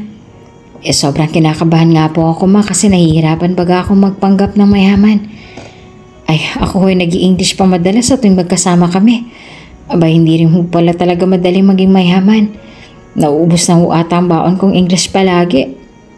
Nako anak, patawa ka talaga. O siya, balikan mo na yung nobya mo at baka yun ay gising na. Opo mama. Ma, tawag na lang ho kayo sa akin kung sakaling may kailangan pa kayo dito ma ha? Sige anak. Binalikan na ni Theo si Andy sa kanyang kwarto. Naabutan niya nga itong gising na tahimik lamang. Wala itong kibo. Nilapitan siya ni Theo at hinawakan ang kanyang malalambot na kamay. Andy, I'm very sorry about what happened before. Hindi ko alam na ganun pala kabigat ang trauma mo. I'm very, very sorry. It's okay, Theo. You didn't know anything about me. Theo, pwede mo ba akong pagbalatan ng orange? Parang gusto kong kumain ng orange. At saka paabot na rin ng remote. Dami mong utos ha. Kita mo naman nakaratoy ako dito, diba? Sige na, gawin mo na lang kasi. Oo na, sige. Nang mag-declare ng doktor na okay na si Andy ay inuwi na muna niya ito sa kanilang bahay. Pagdating nga roon ay inakyat siya ni Theo sa kanyang kwarto para makapagpahinga na nga ito. Andy demanded for shopping. Pwede mo ba akong bigyan ng pera? Namimiss ko nang mag-shopping at mamasyal. That's not how you ask a hard-earned money, Andy. I will be teaching you kung paano ka magkakaroon ng pera nang sa ganon na hindi ka na manghihingi lang. Konti lang naman ang kailangan ko, Theo. Just enough to roam around the mall and eat what I want and buy some stuff. Earn it, Andy. Whenever you're ready, we'll work things out together so you can work and earn for yourself para masunod ang mga luho mo sa buhay. You have to learn how to work hard for the things na gusto mo, Andy. Imbes na matuwa at humingi ng tulong kay Theo ay nagdadabog pang narinig ni Theo kay Andy. Ayaw na ayaw nitong magtrabaho, but of course she can't do anything right now kasi wala siya ni Singkong Duling. All she have is whether she learns her lesson or mananatili siyang matigas at wala ni pambili lamang ng kape sa Starbucks.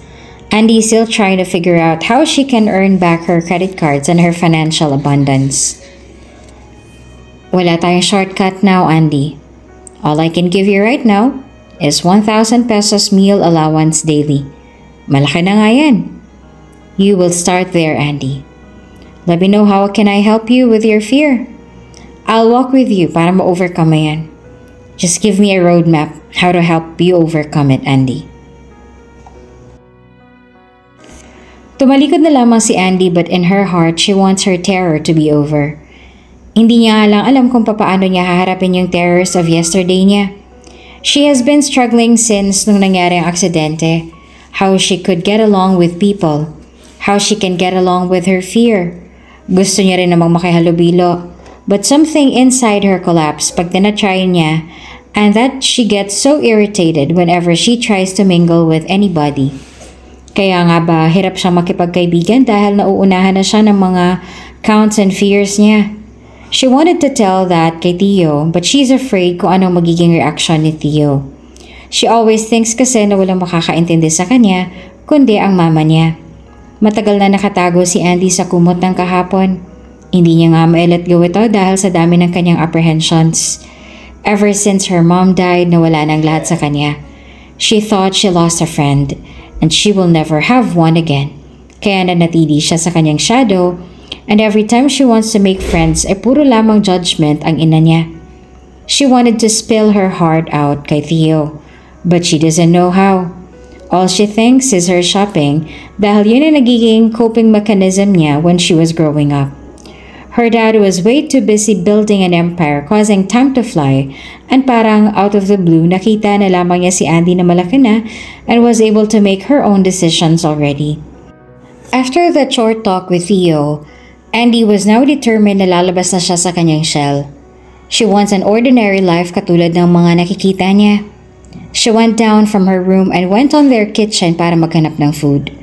Before she even found one ay nakita niya ang unang alak. Mga collection iyon ng daddy niya. She opted to get a bottle of whiskey para naman daw sa kanyang farewell alcohol session. So, she got a glass and a bottle of whiskey. Ininom niya iyon hanggang hindi niya nakaya ang kanyang katawan. Akala niya ay umuwi na si Theo. But she was surprised to have seen Theo at bigla siya nitong kinarga pabalik sa kanyang kwarto. Lasing na kasi siya. Habang kinakarga siya ni Theo pabalik sa kanyang kwarto, ay paulit-ulit niyang sinasabi ang mga katagang. Alam mo, Theo, ang gwapo mo. Gusto nga kitang halikan eh. Masarap mo sigurong halikan, ano? Gusto mo ba? Panunuksong tanong naman ni Theo. Gusto ko ba? Gusto ko, syempre. Pinoposisyon niya ang kanyang bibig na humalik kay Theo. Halikan mo na ako, sabi pa ni Andy. Natuwa na lamang si Theo sa mga pinanggagawa ni Andy sa kanyang sarili habang ito ay lasing. Theo, halikan mo na ako, bilis. Last ko na nainom yun kasi bukas magiging bait na ako ng anghel. Paano ba naman kasi para akong kampo ng demonyo pagkasama kita? Gusto ko maging katulad mo. Yung normal ang buhay. Yung maraming kaibigan. Yung naiintindihan ang lahat. Ganon ko gusto, Theo. Tara, Theo. Halikan mo ako. Gawa na tayo ng baby, Theo. Pilit na inilalapit ni Andy ang kanyang bibig kay Theo para mahalikan niya ang mga ito. Ngunit ganon naman ang iwas ni Theo. Nang makarating sa kwarto ay walang kung ano-anong pumasok si Andy sa shower room at naligo ito. Lumabas ito ng CR na naka-bathrobe lamang. Hinubad niya ito sa kagustuhang galawin na umano siya ni Theo. Nabugla naman si Theo sa kanyang nakita at bahagya itong natulala sa ginawa ni Andy. Maputing-maputi at umaaliwalas ang kutis nito mula ulo hanggang kalingkingan ang mga parteng iba ay nagpipink-pink pa dahil sa sobrang lambot. Animoy isang napakagandang tentasyon ang lumabas sa CR na natigilan na lamang talaga si Theo. Agad naman siyang tinungo ni Andy at kumandong ito sa kanya na nakahubot-hubad. Na-awkward na si Theo dahil halos nakasandal na kay Theo ang dalawang maumbok na dibdib ni Andy sa kanya. Kumpilyo lamang itong si Theo marahil ay pinatulan niya na ang gustong mangyari ni Andy. Si Andy naman ay pilit hinahalikan si Theo at hindi na naawat pa. Sinakop na lamang nila ang bawat isa ng mainit na halik at bago pa man yun mauwi sa kung saan ay tinigil na iyon ni Theo. Mataas pa rin ang respeto niya kay Andy at sa kanyang ama. Bukod pa roon ay hindi niya kayang galawin si Andy na may tinatago pa itong lihim sa dalaga. Dahil sa halik na iyon ay napagtanto ni Theo that he really likes Andy. Tuluyan na ngang nahulog ang kanyang loob rito, ngunit pinipilit niya ring iwasan na mahulog siya dahil paano kapag nalaman niyang hindi ako mayaman? Hindi naman ito papatol sa tulad kong mahirap lang at hindi ko nga kaya maibigay sa kanyang luho. Baka kung sobrang mahulog ako sa kanya at masaktan ako ng sobra. Nako, mahirap pala tong pinasok ko. Hindi rin pala pwedeng hindi mo maibigay ang buong pagmamahal mo pag pumasok ka sa isang relasyon. Napaka-unfair ko naman kung siya na ipalabas niya sa akin ang lahat ng ugali niya. Ako nagkukubli sa mga lihim na maaaring hindi niya matanggap kailanman. Niyakap ng mahigpit ni Theo si Andy tanda ng kanyang umuusbong na pagmamahal sa dalaga. Inihiga niya ito dahil nakatulog na ito sa kanyang bisig matapos nitong halikan ng binata. Ibinalik ni Theo ang suot niyang bathrobe at inihiga ito ng maayos sa kanyang kama. Tumabi na rin si Theo sa kanyang pagtulog at doon na lamang nahiga sa tabi ni Andy. Nang nagising si Andy ay nakita niyang nakayakap sa kanya si Theo. Sarap na sarap ito sa pagkakatulog na nakayakap sa kanya. Tiningnan ni Andy ang kanyang suot at nabigla ito na wala itong ibang suot kundi ang bathrobe lamang. Bahagya pang ang nakalabas ang maselang parte nito dahil na rin siguro sa kalikutan nito sa pagtulog. Theo, gumising ka nga. Pilit niyang tinapik at ginising si Theo. Ano ba? Theo, sabihin mo nga sa akin may nangyari pa sa atin? Yung bang kagabi? Ano ba? May nangyari ba sa atin? Secret. Sabay tawa. Ano ka ba? Sabihin mo nga sa akin ng totoo. Bakit ako nakaganito? May nangyari ba? Tinagdad niya ng palo ang braso ni Theo dahil ayaw nitong sagutin ng maayos ang kanyang tanong. Sandali nga. Sinasaktan mo naman ako kaagad eh. Bakit pa kasi kung meron? Pakakasalan naman kita, di ba? So meron nga. Tingin mo. Ikaw tong nagyaya sa akin kagabi. Sino ba naman ako para tumanggi sa napakakinis mong balat? Mula-mula mong pisngi at maumbok na. Bago pa man makapagpatuloy, pinutol na iyon ni Andy with a scream. Seryoso? Akong nagyaya? Hindi mo ba talaga naaalala? Hindi eh. Wala akong maalala sa mga ginawa ko kagabi. Umupong muli si Theo at tumabi sa kanya. Chillax. Wala naman nangyari sa ating kagabi. Hindi naman ako ganong klaseng lalaki. Ganito kasi nangyari kagabi. Lumabas ka dyan sa CR na yan na nakapag-shower na. At nagubad ka sa harap ko. Inakit mo ko, pero hindi ako nagpadala. See? Ang bait ko, diba? Yikes! So nakita mo lahat? Sumagot ng tango si Theo. Shucks! Nakakahiya! Niyakap siya ni Theo at sinabihang, kaya nga iwasan mo nang uminom sa labas. Papayagan kitang uminom basta andito ako at dito lang sa bahay. Malay mo, next time ka mag-aya ka sa akin, baka maging successful ka na sa mga goals mo. Patawan niya pang dagdag sa worried na dalaga. I will be here for you, Andy. I will try as much as I could na protektahan ka. Gumanti ng mahigpit na rin na yakap si Andy kay Theo at hinayaan ang sarili na ilabas ang emotions na to. Sasabayan kita sa hamon ng buhay mo. Pero allow me to be accountable sa'yo. Pwede ba yun? Will you allow me to correct you when it's needed? Masuyong tanong pa ni Theo. Yes, sir. Tugon naman ni Andy. Okay. So first goal natin ay makilala mo ang staff natin sa site. You go, take a shower, and get dressed at pupunta tayong muli sa site para makilala mo sila at malaman mo kung paanong ginagawa ng negosyo. Okay. Tugon naman ni Andy. Bilisan mo ha. Kung hindi mo bibilisan, papasok ako sa CR. Ako magpapaligo sa'yo para mabilis ka. Tinignan siya ni Andy sabay pilyong umiti at sabi ng, pwede naman. Sabay tawa. Nako, ikaw talaga ang pilyo mo. Sige na, tayo ka na't maligo ka na. Susunod na ako. Ayaw mo sumabay sa akin? Pilyong tanong pa ni Andy. Gusto mo ba talaga, ha? Sagot naman ni Theo. Joke lang, papasok na nga ako oh. Okay na, kaya ko naman. Andy prepared and was so excited to take a leap of faith sa pag-conquer niya sa kanyang mga fears. She felt so secure being with Theo on this journey to become a better version of her. For the first time in her life, somebody took courage to stand with her sa hamon niyang pagbabagong buhay. After niyang maligo, she selected a dress to wear.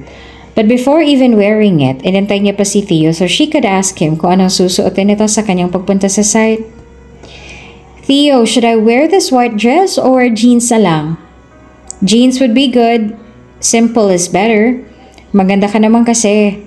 And also, I want you to wear jeans para maging komportable ka doon.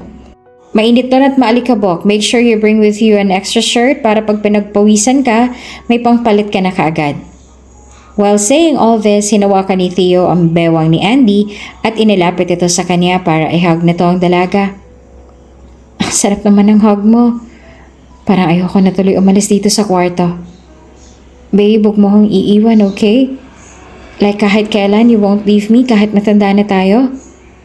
Skeptical man nag-promise pa rin naman si Theo. Promise, babe. Hindi kita iiwan.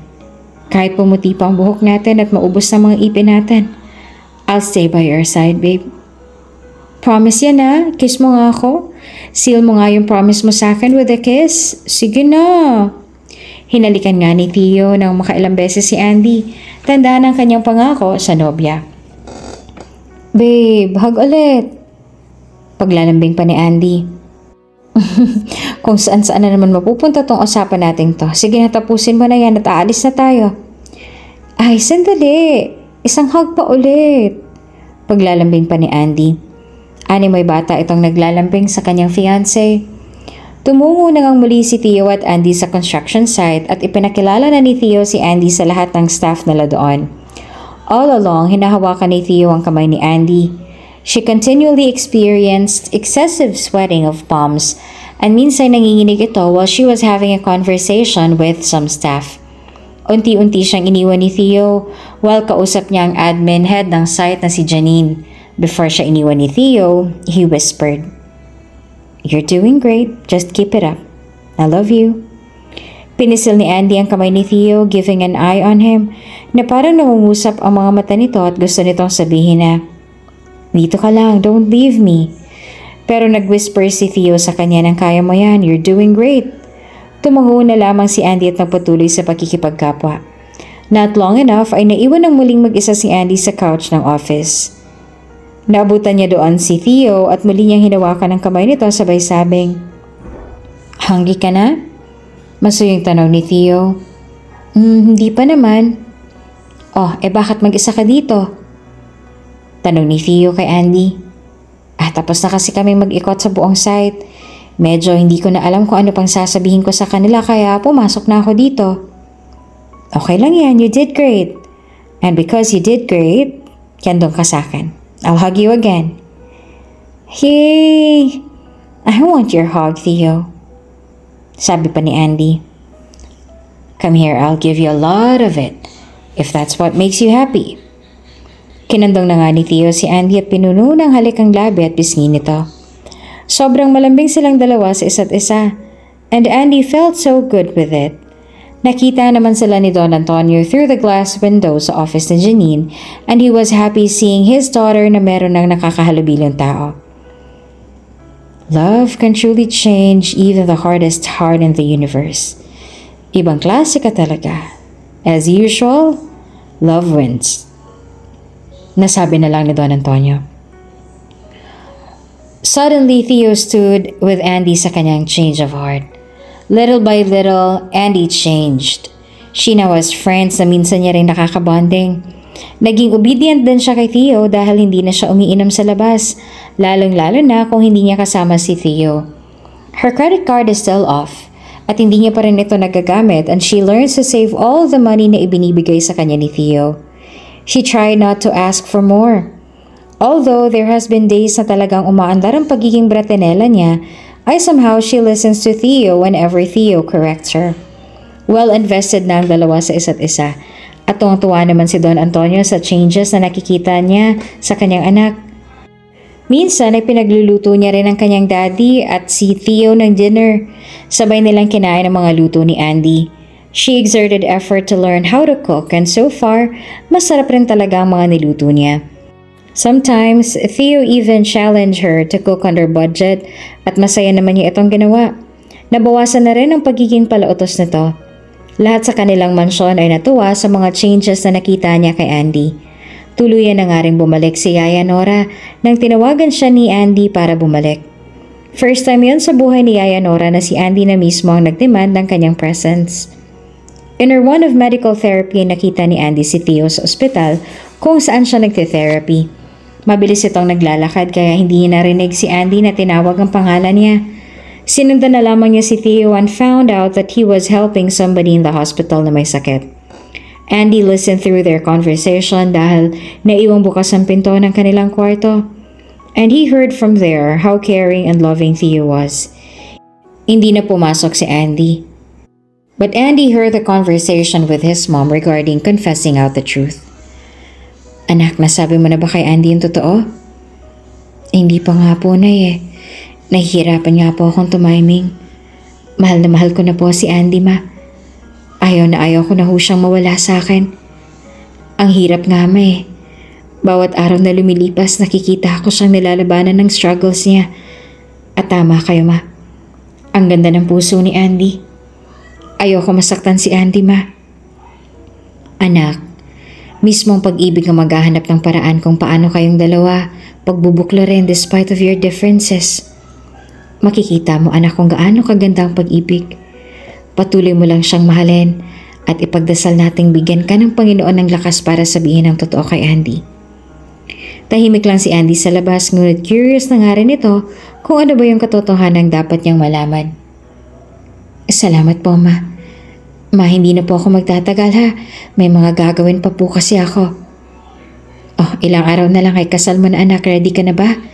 Alalahanin mo na ang pagpapakasal ay lifelong commitment, okay? Ma, wala ho akong ibang gustong makasama kundi si Andy. Ready na ho ako, ma. Aalis na ako ha. Ingat kayo dito. Ipapasundo na lamang kita dito.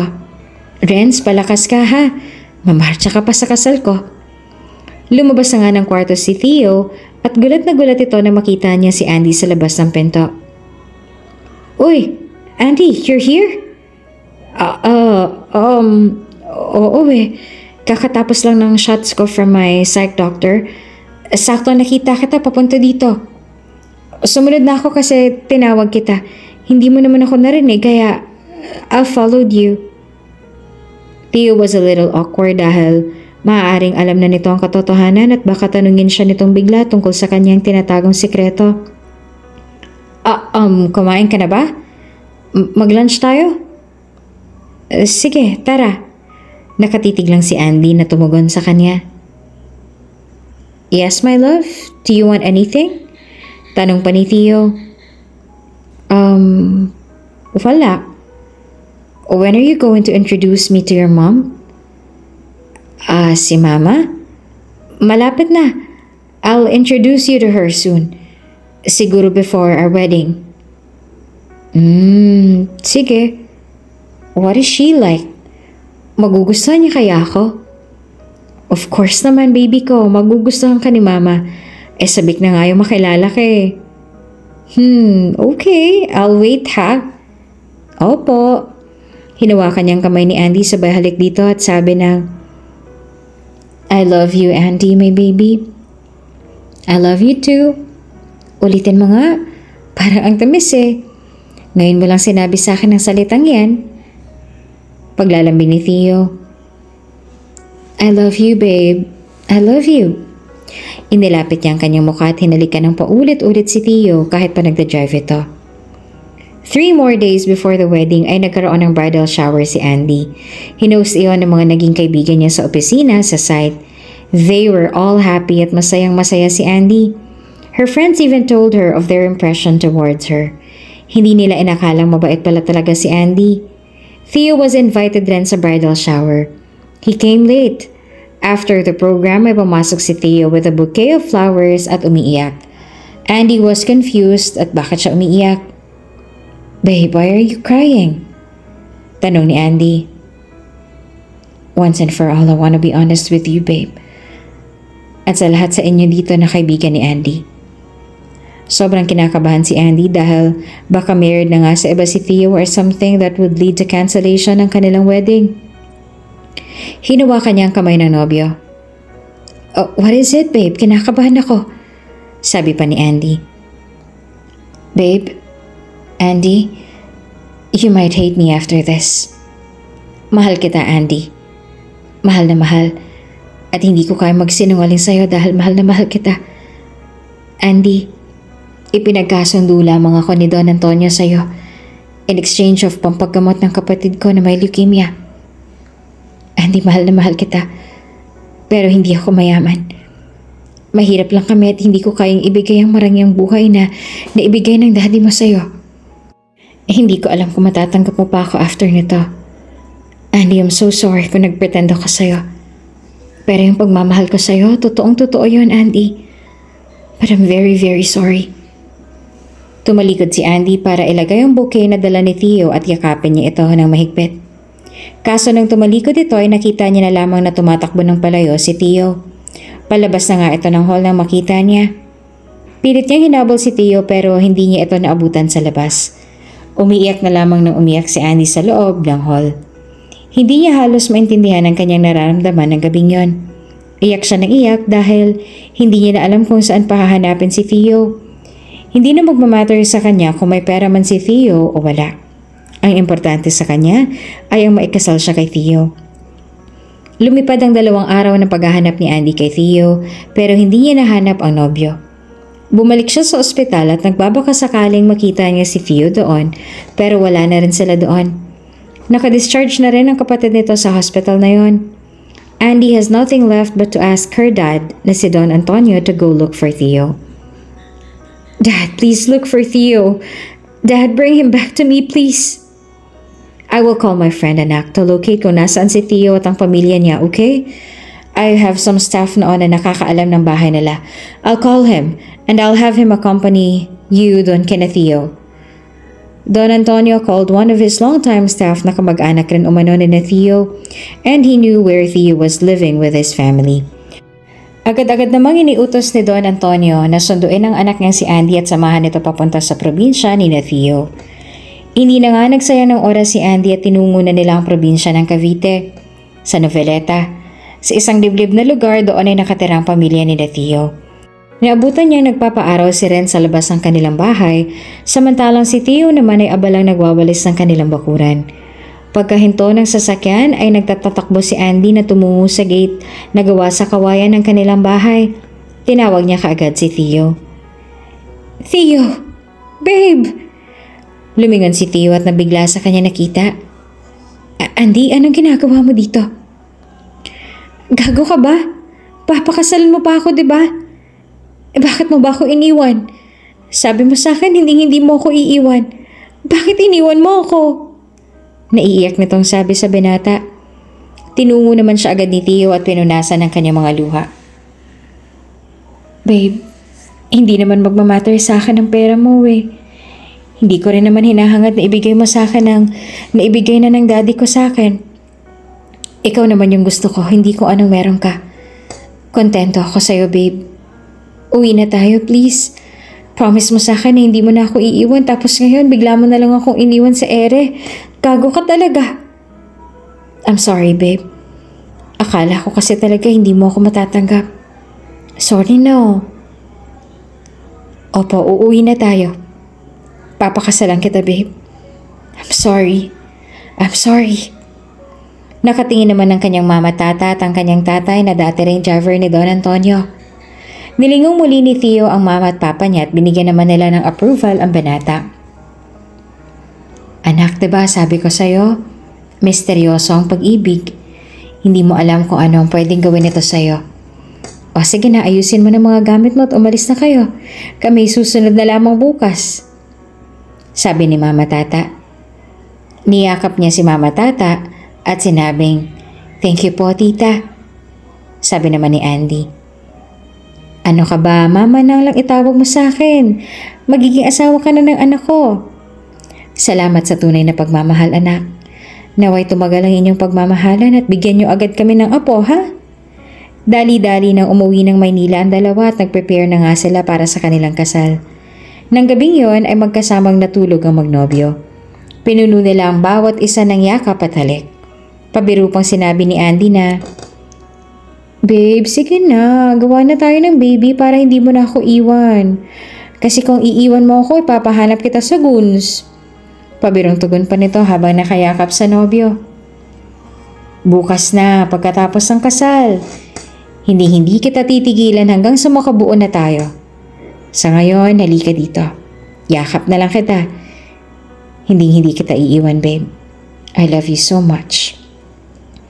The two share the sweetest night of restoration. Excited silang dalawa sa magaganap kinabukasan. And now, by the power vested in me, I now pronounce you Mr. Theodoro Montemayor and Mrs. Andy Montemayor. Husband and wife, you may now seal this love with a kiss. Ladies and gentlemen, presenting Mr. and Mrs. Montemayor. Mabuhay ang bagong kasal.